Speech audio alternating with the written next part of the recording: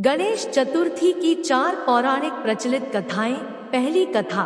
पौराणिक एवं प्रचलित श्री गणेश कथा के अनुसार एक बार देवता कई विपदाओं में घिरे थे। तब वह मदद मांगने भगवान शिव के पास आए। उस समय शिव के साथ कार्तिकेय तथा गणेश जी भी बैठे थे। देवताओं की बात सुनकर शिव जी ने कार्तिकेय व गणेश जी से पूछा कि तुम में से कौन देवताओं के कष्टों का निवारण कर सकता है। तब कार्तिकेय व गणेश जी दोनों ने ही स्वयं को इस कार्य के लिए सक्षम बताया।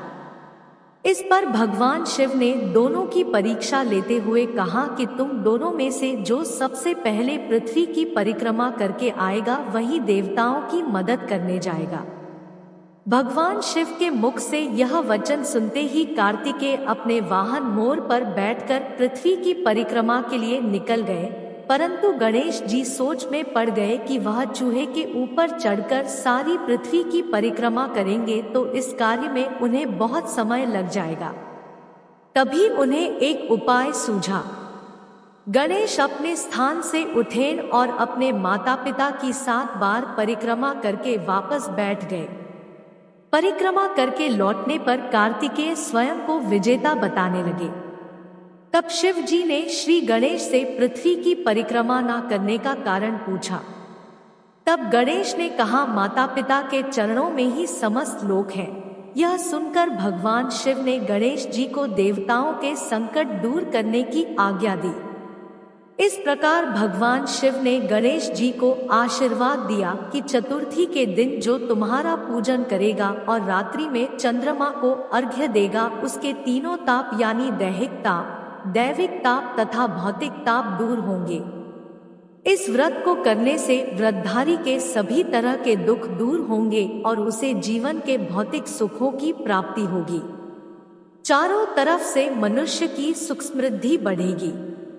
पुत्र पौत्रादि धन ऐश्वर्य की कमी नहीं रहेगी। गणेश चतुर्थी व्रत की दूसरी कथा। एक समय की बात है, राजा हरिश्चंद्र के राज्य में एक कुम्हार था।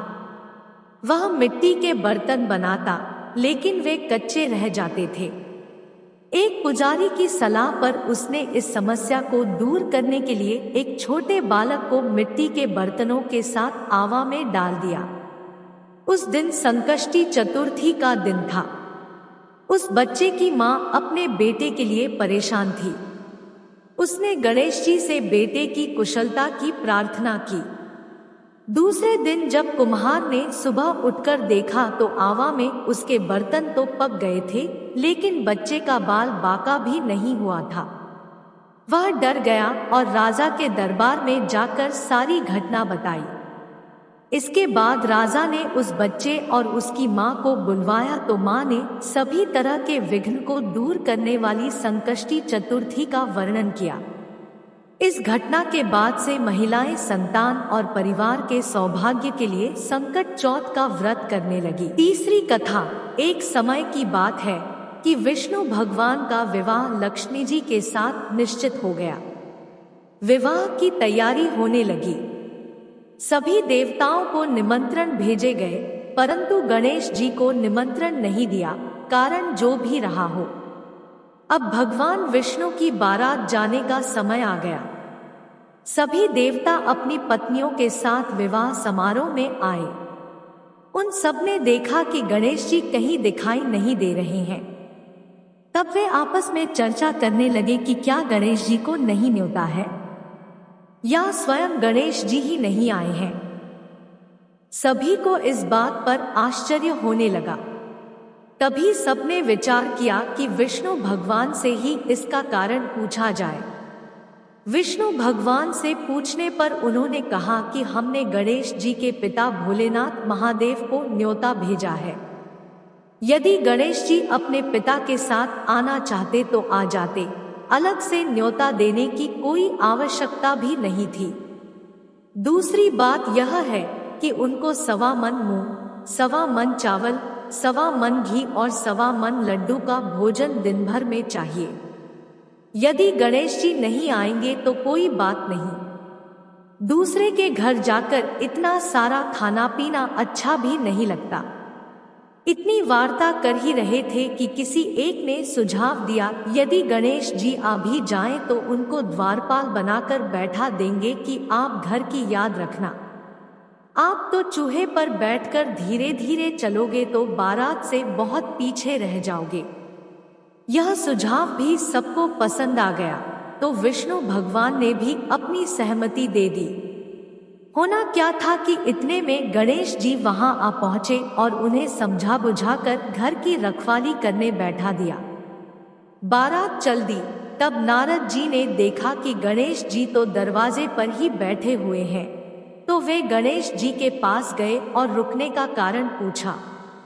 गणेश जी कहने लगे कि विष्णु भगवान ने मेरा बहुत अपमान किया है। नारद जी ने कहा कि आप अपनी मूषक सेना को आगे भेज दें, तो वह रास्ता खोद देगी जिससे उनके वाहन धरती में धंस जाएंगे। तब आपको सम्मान पूर्वक बुलाना पड़ेगा। अब तो गणेश जी ने अपनी मूषक सेना जल्दी से आगे भेज दी और सेना ने जमीन पोली कर दी। जब बारात वहां से निकली तो रथों के पहिए धरती में धंस गए। लाख कोशिश करें परंतु पहिए नहीं निकले। सभी ने अपने अपने उपाय किए परंतु पहिए तो नहीं निकले, बल्कि जगह से टूट गए। किसी की समझ में नहीं आ रहा था कि अब क्या किया जाए। तब तो नारद जी ने कहा, आप लोगों ने गणेश जी का अपमान करके अच्छा नहीं किया। यदि उन्हें मनाकर लाया जाए तो आपका कार्य सिद्ध हो सकता है और यह संकट टल सकता है। शंकर भगवान ने अपने दूत नंदी को भेजा और वे गणेश जी को लेकर आए। गणेश जी का आदर सम्मान के साथ पूजन किया। तब कहीं रथ के पहिए निकले। अब रथ के पहिए निकल को गए परंतु वे टूट फूट गए, तो उन्हें सुधारे कौन? पास के खेत में खाती काम कर रहा था, उसे बुलाया गया।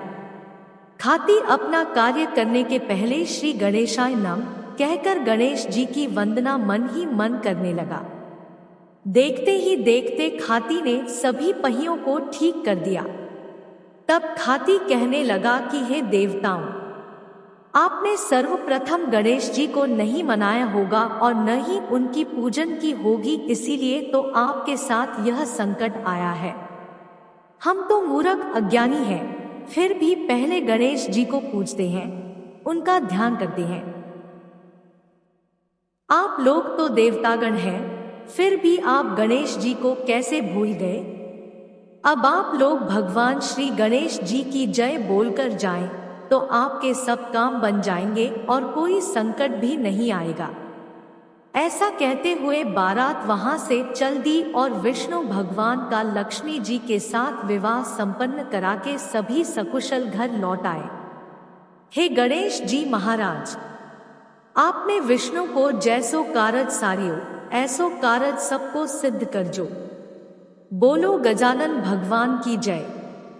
चौथी कथा श्री गणेश चतुर्थी व्रत की पौराणिक कथा के अनुसार एक बार भगवान शिव तथा माता पार्वती नर्मदा नदी के किनारे बैठे थे। वहां माता पार्वती ने भगवान शिव से समय व्यतीत करने के लिए चौपड़ खेलने को कहा।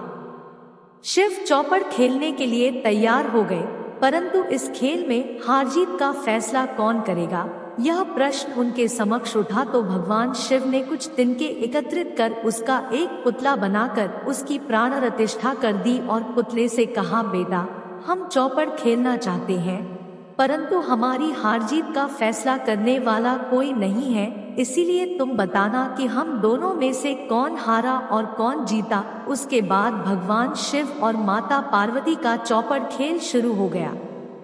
यह खेल 3 बार खेला गया और संयोग से तीनों बार माता पार्वती ही जीत गई। खेल समाप्त होने के बाद बालक से हार जीत का फैसला करने के लिए कहा गया, तो उस बालक ने महादेव को विजयी बताया। यह सुनकर माता पार्वती क्रोधित हो गई और क्रोध में उन्होंने बालक को लंगड़ा होने, कीचड़ में पड़े रहने का श्राप दे दिया। बालक ने माता पार्वती से माफी मांगी और कहा कि यह मुझसे अज्ञानतावश ऐसा हुआ है, मैंने किसी द्वेष भाव में ऐसा नहीं किया। बालक द्वारा क्षमा मांगने पर माता ने कहा, यहाँ गणेश पूजन के लिए नाग कन्याएं आएंगी, उनके कहे अनुसार तुम गणेश व्रत करो, ऐसा करने से तुम मुझे प्राप्त करोगे। यह कहकर माता पार्वती शिव के साथ कैलाश पर्वत पर चली गई। 1 वर्ष के बाद उस स्थान पर नाग कन्याएं आईं। तब नाग कन्याओं से श्री गणेश के व्रत की विधि मालूम करने पर उस बालक ने 21 दिन लगातार गणेश जी का व्रत किया। उसकी श्रद्धा से गणेश जी प्रसन्न हुए। उन्होंने बालक को मनोवांछित फल मांगने के लिए कहा। उस पर उस बालक ने कहा, हे विनायक, मुझ में इतनी शक्ति दीजिए कि मैं अपने पैरों से चलकर अपने माता पिता के साथ कैलाश पर्वत पर पहुंच सकूं और वे यह देख प्रसन्न हो। तब बालक को वरदान देकर श्री गणेश अंतर्ध्यान हो गए। इसके बाद वह बालक कैलाश पर्वत पर पहुंच गया और कैलाश पर्वत पर पहुंचने की अपनी कथा उसने भगवान शिव को सुनाई। चौपड़ वाले दिन से माता पार्वती शिवजी से विमुख हो गई थी। देवी के रुष्ट होने पर भगवान शिव ने भी बालक के बताए अनुसार 21 दिनों तक श्री गणेश का व्रत किया। इस व्रत के प्रभाव से माता पार्वती के मन से भगवान शिव के लिए जो नाराजगी थी वह समाप्त हो गई। तब यह व्रत विधि भगवान शंकर ने माता पार्वती को बताई। यह सुनकर माता पार्वती के मन में भी अपने पुत्र कार्तिकेय से मिलने की इच्छा जागृत हुई। तब माता पार्वती ने भी 21 दिन तक श्री गणेश का व्रत किया तथा दूर्वा, फूल और लड्डुओं से गणेश जी का पूजन अर्चन किया। व्रत के 21वें दिन कार्तिकेय स्वयं माता पार्वती जी से आ मिले। उस दिन से श्री गणेश चतुर्थी का यह व्रत समस्त मनोकामनाओं की पूर्ति करने वाला व्रत माना जाता है। इस व्रत को करने से मनुष्य के सारे कष्ट दूर होकर मनुष्य को समस्त सुख सुविधाएं प्राप्त होती है।